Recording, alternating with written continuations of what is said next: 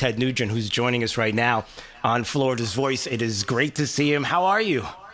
I'm doing so good, it's just amazing. A big celebration, everybody, because Ted Nugent, the guitar player, the old 76-year-old Motor City madman, actually figured out the technology in the man cave cuckoo's nest to get on this laptop and look and see and hear you. Hallelujah! It's a miracle! We've got you. Listen, it is an exciting time right now, especially considering that we've got so much going on with Trump back, and it feels like freedom is back. Hallelujah, right? It feels like America's back. Well, the reason I have joined you here, Drew, is because you deserve me. I mean, everybody tells me that Drew Steele deserves me because you are the Florida voice, you're the American voice, you're the We the People voice. And as a guitar player that never wasted my time in college because I was too busy learning stuff, you represent truth, logic, common sense, self-evident truth, logic, and common sense that's extremely common out there. And now we have a commander-in-chief who represents that self-evident truth, logic, and common sense.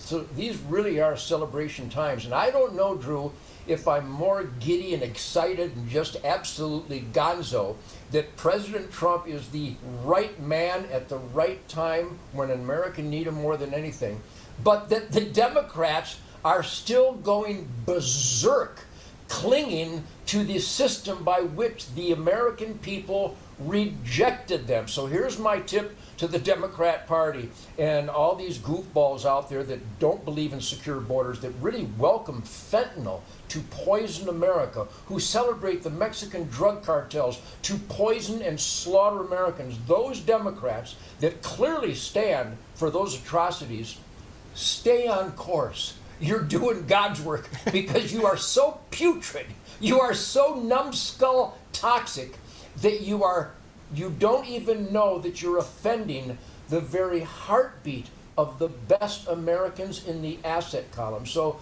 these are celebration times. Hallelujah. And it is crazy, though, right? How they just continue to do things, even being rejected. They continue to do it. Now, don't get us wrong. I like when they do this. I like when they continue to do it and they call themselves for who they are because everybody gets to see it. And then the next time they want to revisit what was so bad for the past 4 years, they go, oh, I'm reminded almost every single day. I'm okay with that. And then they see all the things that are coming, freedom, liberty, the Constitution, something that is it's a novel idea. It's something that's worked for a very long time. And so to have that and the rule of law here. Plus, the other thing, Ted, is that in this state, we had to, and I can't even believe when we talk about lefties and how crazy they've become, a constitutional amendment to protect our right to hunt and fish. Like, we had to do this. That's the times that we're in. And it became tangible, in 24 when we had to vote on that. Well, I'm considered to be an extremist, a radical, because I dare to experiment in self-government. That's the most radical and extreme concept ever unleashed in the history of the human experience. But the Founding Fathers knew that slavery and kings and emperors and despots and tyrants and Führers, that they were evil, that they should never be allowed to control free, independent people ever again. So the American dream is based on that instinct. That's a pure instinct. The king wouldn't let us speak our mind. Well, let's write that down. From now on, we're going to speak our mind.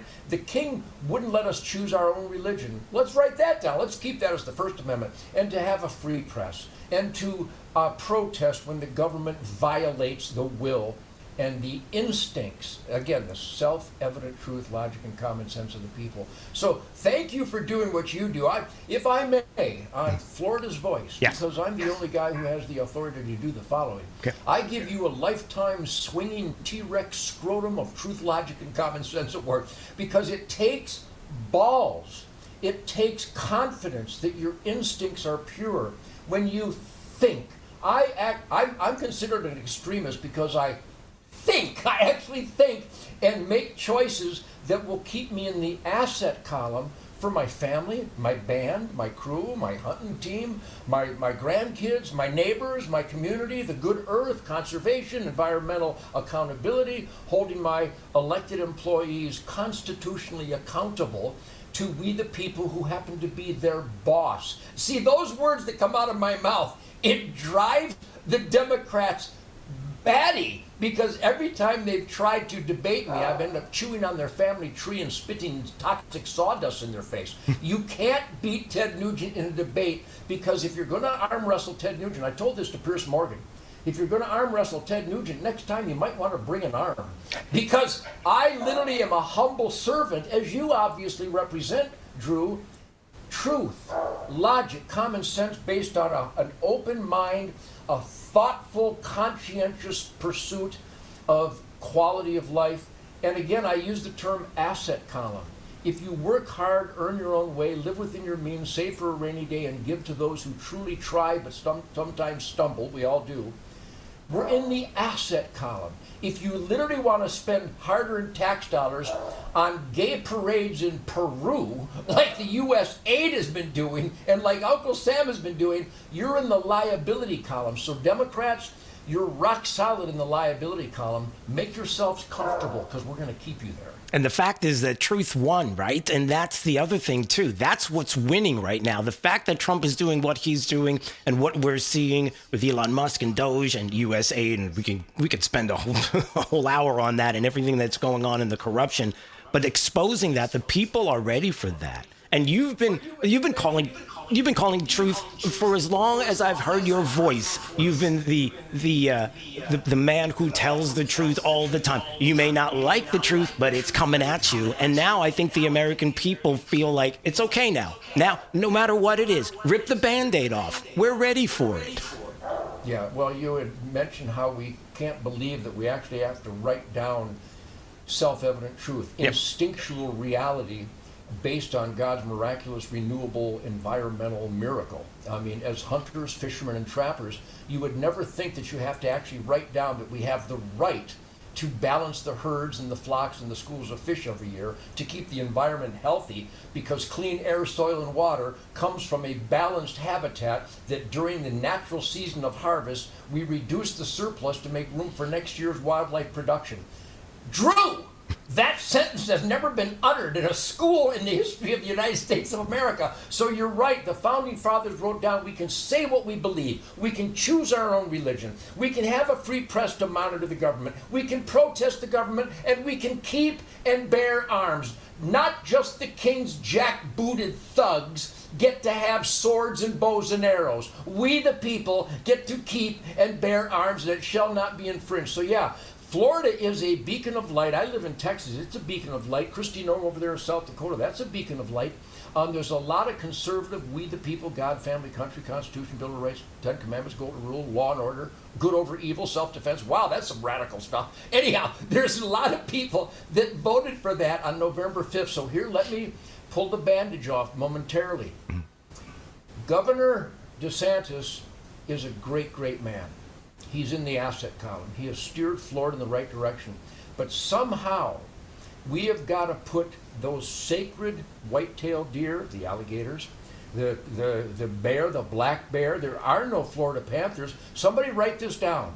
There are no more Florida panthers, because they brought cougars in from New Mexico and Texas, and they haven't found a panther gene in over 30 years. Now, someone from Florida Fish and Game would like to get on here and discuss this. We would welcome them. But the black bear is dangerously, irresponsibly overpopulated in the state of Florida. It is absolutely embarrassing that they will not open the season like all those other states with surplus bear populations. Instead of getting hit by BMWs in downtown Naples, we should be able to harvest those boars that are running the sows and cubs into marginal habitat, so we keep the black bear in the asset column, instead of some freak who thinks wildlife can be described as Bambi has actually influenced the Florida Game Commission to put the black bear in the liability column. It's a magnificent beast. It's exciting, it's challenging, it's delicious, it's honorable, it is renewable. There are so many bears in Florida that I could generate millions and millions of dollars of revenue in the asset column, instead of tax dollars paying USDA hunters to kill bears after they've destroyed livestock, after they've invaded a French restaurant in Fort Myers. I mean, Drew, 1 and 1 equals 2, and Florida must open the black bear season to show respect for this incredible beast. bear hunting all across the nation where they don't have to use tax dollars to compensate ranchers and farmers. They don't have to protect people at restaurants in Naples because those surplus bears would have been harvested. Millions of dollars, licenses, feed, taxidermists, restaurants, food, lodging, hotels, guides, outfitter, beer, ice. It's unbelievable the revenues that are generated in your annual hunting season. And there are still some areas in Florida where there's no hunting allowed, where the deer are being slaughtered on the highway. They're being tortured to death by deer accidents. This is so irresponsible. So the Florida Fish and Game guys, those of you who had to check your balls in as you were sworn in, find your balls. Stand up for conservation. Stand up for sustained yield, proven methodology of harvesting the surplus so we're not smashing them with our cars and we're not allowing diseases to spread. The deer, there should be no such thing as a no hunting zone.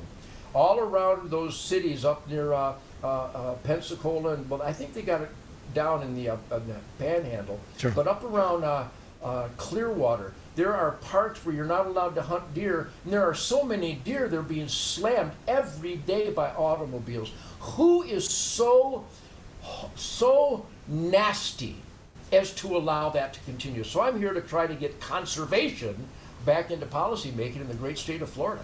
I see it coming. I definitely I see it on the way. And again, yeah, you go back to 2015. That's the last time we had a bear hunt here, and it was very successful. And then all of a sudden, it goes away. And now everybody is starting to see it's year after year after year, Ted. And here in Naples, Southwest Florida, all across the state, you start to hear the stories of how they're in yards, they're in places where you wonder what is going on. And part of the reason is because we haven't had the opportunity to make sure that we could harvest, to keep them in and doing that means that they're going to be where they should be as opposed where they shouldn't be. Isn't that right? Yeah, well, let me explain. I'm just a guitar player, but I've been doing this my whole life. I'm celebrating my 76th deer season. I've been hunting since I could walk. Yeah. I walked when I was 8 months old. I was on my dad's back at deer camp in Michigan in October of 1949. I was 10 months old. My point is that I live the spirit of the wild, like the Native Americans, the Native Africans, where we're still in touch with the very earth that God created to provide us everything we need. There are more deer, more turkey, more cougar, more black bear in North America, more geese than ever in recorded history because we manage them successfully on sustained yield harvest. Let me make 2 points. Yes. Along with my tsunami of points. When they had the 2015 bear season, they had like 330 bears you were allowed to kill. They had 3 days to do it. They killed them in the first hour, I think, because there's so many bears. That's right. There's too many bears. So once again, the Florida, I think it's the Florida Game Commission, Florida Fish and Game. There are some real knowledgeable, dedicated conservationists in that department. But they've been, I think, intimidated not to speak up when they see policies that are contrary to the responsible conservation model. So once again, if people following our Florida voice here, Drew, they should call their senator, their congressman, their chief of police, their state trooper, their sheriff, and voice the opinion that the black bear should be in the asset column. Right now, it's in the liability column, and that's engineered. They know it's in the liability column, and somehow they're keeping this information from Governor DeSantis, where this black bear, you think people come to Florida to sit on the beach and drink a Mai Tai? Is that what it is, a Mai Tai with their Anyhow, whatever that is they're drinking. I don't drink that stuff. I drink water. My point is that Governor DeSantis has been kept hidden from the information. People will come from around the nation to hunt the magnificent state of Florida black bear, which is an abundant, overpopulated game species right now, and they're not showing respect. We harvest hundreds of thousands of black bears every year in North America, except in the state of Florida, which has one of the highest densities in North America. So, hey, Governor DeSantis, let's get cracking here. We're talking rugs, steak, necklaces, and family hours of recreation and incredible revenues generated for conservation management. Who would be against that? Well, I know who would be against that. Some Democrat who calls bears boo-boo and thinks that we ought to import more fentanyl into America and let men go down to the women's locker rooms. These people are freaks. Let's not let freaks impact policy making, especially when it comes to magnificent living creatures like the Florida black bear. Yeah, no doubt. All right, well, listen, it was great to see you. I hope we get to spend more time again. Now, the first thing I have to say is it's always great to see you. And the second thing is everybody wants to see more of you. So how can they get more of Ted? How do they get more of you, Ted Nugent? Well, number one, you want to get some Kevlar pantyhose and wrap it around your head if you want to get more of me, because it's a dangerous environment. I have a guitar and I don't need a permit for it. Anyway, my point being is that the music is still on fire. I have an amazing band. We're doing some Ted Nugent shit kicker speakeasies this winter in Texas and then in Michigan in the summertime. I'm not going to tour because my dog will not let me spend the night anywhere except with them. There's a lot of music. I have a Ted Nugent Real America's Voice Spirit Campfire every week on Real America's Voice. My wife, Shemaine, has Faith and Freedom, Real America's Voice. She's unbelievable. And we have the Ted Nugent Spirit of the Wild TV show, 36 years running on the Pursuit Network, celebrating real conservation, showing respect for wildlife with garlic and butter. Yeah, there you go. Love it. All right. It's always great to see you. I hope we can do this again soon, okay? God bless. All the best. Thank you, Drew. Thank your entire team. God bless Real America and Florida. All right. We'll see you soon. There he is, everybody. Ted Nugent joining us today on Florida's Voice. We love getting a few minutes with him.